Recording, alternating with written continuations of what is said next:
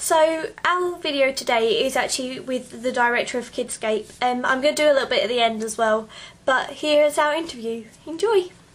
So that sort of moves swiftly on to my next question with if nobody has anybody to tell, how can they contact Kidscape? Well, certainly there are different, now that we've got the youth-to-youth conduit, we've got they don't even have to phone, they can email, they can Skype and so on. So all of that is on our website, ways of contacting youth-to-youth. If they phone their parents' helpline, we would actually speak to them, but we would also encourage their parents to phone. When it comes to, I think you may have found that some bullying is so severe that a little child on his or her own couldn't solve it. They need competent adult help. So they would reach us, through the new technologies, all of them. And we, if we need to put something in place, which is, in terms of the geography, nearer to them, there are all sorts of other people we can refer them to, which we would absolutely do, and try and, ensure that they're as safe as possible. Sometimes, of course, the bullying is happening at home as well, and there are all sorts of layers, but try and put as much support into it as possible. Well, I found that at school when I was being bullied. I forgot what I was going to say. I lost my train of thought. Yeah, there was. I can't remember where I was going with that. That's completely gone. I can't remember. So, what would you say to the bullies? What would you say to the bullies themselves? You have to ask yourself, and I've studied this for a number of years, why would someone bully someone else? What is it that, there's something dysfunctional there? Because I know this is a very simple way of putting it, and our founder always said it in this way, and I thought this is something to be listened to. If you're, what does happy mean? If I say to you, I'm fairly happy in my own skin, I'm not the most brilliant person in the world, but it's okay to be me, then why would I need to bully anybody? Because a lot of bullying is, jealousy or just nastiness, misunderstood rumours, a power thing, of course. There's lots and lots of reasons why people bully. But you'll find, even in the adult world where bullying happens, it's not the case often that people who are well balanced in their lives bully others. So to the bullies, I think I would need to be looking at motivation. And the way I would deal with a bully would depend on what is the motivation. Often, you talk to bullies, and I find this horrific. They'll say, "Oh, I'm bored," or "I want to impress my friends," or all of these sort of reasons. I would actually try and in a sense, peel away the layers, find out what for that bully is a motivating factor. I would also try not to use the no blame approach, where I would get their victim to tell them everything that is wrong, and then they'll know how to push the buttons next time. But I would try and put them into, even if I use role play, I would actually try and help them to understand the consequences of their actions. We found, Rebecca, you won't be surprised by this, but with cyberbullying, if I cyberbully someone over there and I just do it remotely, I never have to face their pain. And I think that's what's made it so evil now, that people don't have to face the agony of someone else's pain. If you're even still only just half a human being, you would somehow have some sort of, ooh, I've gone too far. But of course with the new technologies, that doesn't exist anymore. So I'd like them to face up to what it is in them, and I would like them also to face up to the consequences of their actions. So that sort of moves on to the next question is, what would you say to people who see the bullying happen but don't do anything? Yeah, I think, and it happens, we're near Victoria Station here, in a very crowded place, and I see a lot, even in terms of the adult world, a lot of bystander apathy. And I think standing by, in other words not doing anything, is almost you're as culpable as someone who bullies. Not that I'm saying, look, come on, you go and pitch in and put yourself at risk. You might be the next victim. No, I don't mean that. I think, but you have to do something. And by doing something, I think you need to go and get help. What you must not do is inflame it. Because if you just stand there and watch it, that in a sense is encouragement to the bully. I think schools, my big cry, I don't know if anyone else who can do anything about this will be watching this, I hope so, is schools and other organisations that have lots of young children in them need to actually give some thought to training in this. PSHE is full of, you know, anti-bullying stuff, but very many of our Zap kids tell us that their school has never addressed what to do if they see something. So they don't know what to do. That's the thing. There's a video of a child in Australia, and I think his name is Casey, and he got bullied by these boys, and you see the boy punching him, and the people that are standing around are filming it on the phone. And then eventually he sort of snaps. It's like after months of bullying, he snaps, and he ends up picking up the kid and throwing him against the ground. Yes, it does. I mean, it just. I think there was a whole case. I think it's gone into some sort of abeyance now. But there was a time, wasn't there, when people would kind of happy slapping and so on. They would video all of that. I mean, happy slapping was the most horrendous way of describing something. There's nothing happy about it at all.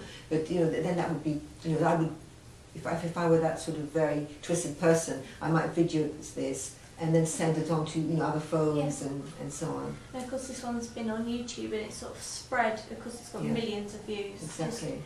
Because sort of where the boy then sort of fought back for himself. It sort of changed the sort of perspective of things. Yes. My next question for you is, what techniques can people use to try and stop the bullies? Well, we really have seen too many things go wrong when it's you know, fighting back physically, and then almost, you know, inadvertently. And I can understand how the straws broke the camel's back, and you can't take any more. You know, you fight back and you hit back, and then you become kind of the bully. I think it's like a cancer, you know, bullying, and it's spread into the victim, which is horrible. There'll be lots of people who watch this who say, "Oh, but I hit back once and it worked, and my bully never touched me again." And many adults say that to me. But I think it's the kind of techniques that we teach in ZAP that I would advise. It's about your body language, the way that you, for instance, when you're being bullied, the thing that you do very next decides the fate in a way. Bullies I've worked with, and I have worked with some in even young offenders institutions, they tell me they could walk into a room of the new people and they'd be able to tell who might be a victim.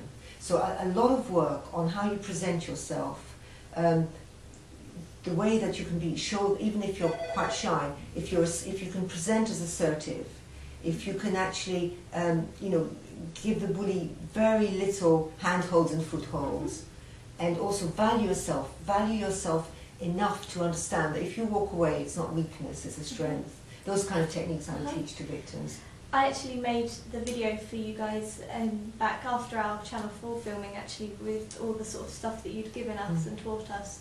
So that was sort of another video. That's a video that you guys can go find. Thank you. It sort of will have all the different bits that you can sort of learn how to sort of fend for yourself. The next question is, are Kidscape doing anything special for Anti-Bullying Week? The theme of Anti-Bullying Week this year is basically the power of words, as you know, and in language, and how you actually can hurt very much with words, and what you can do to moderate all of that, and just be aware of the, you know, verbal bullying and its effects, which goes into the new technology as well. So we do have a pack on our website which teachers and others can download. We do anti-bullying work all year, of course. We belong to the Anti-Bullying Alliance, so under their umbrella group, of course, we do work. We're doing a lot more interviews, we're doing work in schools.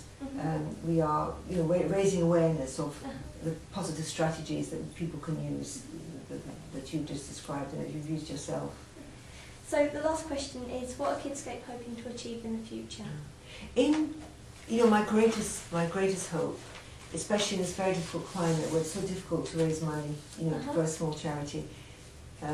My greatest hope, we must survive, because I think we do good work. There are lots of bigger charities like Beat Bullying and so on. Everyone, I'm sure all of us do our good work in our own ways. But I think, for instance, you know, the ZAP sessions, we also run BITS, which is for people who are both bully and victim. We're now trying to get a grant to run PACS, which is Positive Assertiveness Confidence Strategies, which is working with people who are beginning to bully before they get to that point. So we are working for the full circle. So if I can say the next year, it's about, you know, doing a lot, continuing our hard work to consolidate our, you know, our financial position with grants, because we can't do any of this if we don't have financial funding and financial support and funding. We also would want to reach more children. more young people. So we keep working at that. You know, all the projects we were trying to run through the help of the Department for Education and other people, it's all about reaching more people, especially beyond London. So we're doing, in fact, the next thing we've applied for, which should start in the new year if we get the money, so fingers crossed, would be in Wolverhampton, where there's an area of reasonable deprivation. You know, there's some very good work going on there, but especially with some of the cuts, you know, the education cuts. Huge problems in terms of getting resources to the right people. Yeah, expanding our message, reaching more children and families, making sure that Youth to Youth that we've just taken on, you know, really gets its roots into Kidscape, so it, you know, we can keep it going, because now we're responsible for them financially as well. So yeah, lots of dreams and hopes, but lots of hard work. We're a really strong team who are dedicated, you know, and every child that we help is one child who suffers less and can also pass on those strategies to others. So thank you so much for doing this interview. It's a pleasure, thank you. You'll be able to find up at the website your Twitter feed and your Facebook page. I'll put it all down here so you guys can go find it. Thank you so much. Well, and Rebecca, thank you for being such an inspiring young person, you know, and you've gone through situations yourself, and now your mission is to help others. And that's why I get so upset I'm really upset when some people who don't come across many other young people don't actually value young people enough and criticise them and think that all young people will be, you know, out there rioting, when it's so not true. So you're an inspiration. You're a real inspiration. Well done. Well done. Finish the video now. Oh, thank you. So yeah, that was my interview with Claude. I just want to quickly thank her so much because, of course, you let me have a couple of hours of your time, and you were really lovely, and it was so lovely to see her again. So yeah, I just wanted to add another quick bit in that Kidscape have a website, a Twitter feed, and a Facebook page. So if you want to go find any of those, all the links are down here in this tab, and you can go chat to them because they are really lovely and supportive. So yeah, bye.